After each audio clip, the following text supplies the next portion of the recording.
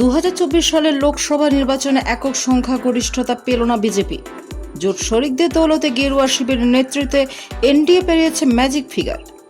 ইতিমধ্যেই প্রধানমন্ত্রী বাসভবনের শরিক দলগুলির নেতৃত্বের সঙ্গে বৈঠক করেছেন মোদি, শাহ, নাড্ডারা। সেখানে সর্বসম্মতিক্রমে নরেন্দ্র মোদীকে এনডিএ দলনেতা বাছা হয়েছে।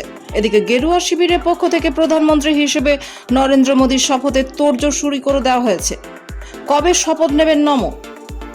আনুষ্ঠানিকভাবে নরেন্দ্র মোদীর প্রধানমন্ত্রীর পথে শপথ নেবার কোনো দিনক্ষণ ঘোষণা করা হয়নি। তবে বৃহস্পতিবারের মধ্যে দেশের সমস্ত রাজ্যে এনডিএর জয়ী সাংসদকে ডেকে পাঠানো হয়েছে দিল্লিতে। সূত্রের খবর, শুক্রবার সংসদের সেন্ট্রাল হলে একটি বৈঠক করবে এনডিএ। সেখানে ফের একবার নরেন্দ্র মোদীকে আনুষ্ঠানিকভাবে দলনেতা ঘোষণা করা হবে।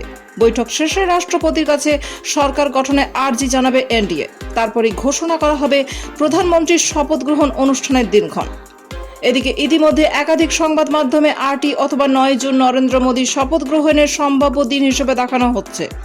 রাষ্ট্রপতি ভবন ও প্রধানমন্ত্রীর শপথ অনুষ্ঠানের জন্য প্রস্তুতি শুরু হয়েছে।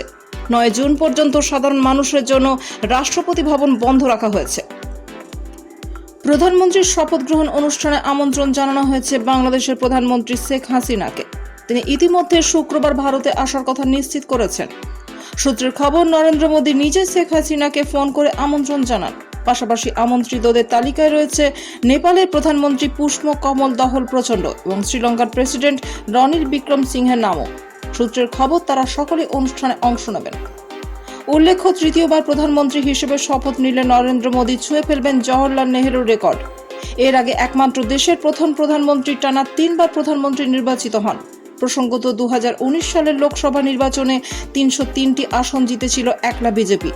এনডিএ পেয়েছিল মোট 353টি আসন। 5 বছর আগে লোকসভার ফল ঘোষণার 7 দিন পর দ্বিতীয়বার প্রধানমন্ত্রী হিসেবে শপথ নিয়েছিলেন নরেন্দ্র মোদী।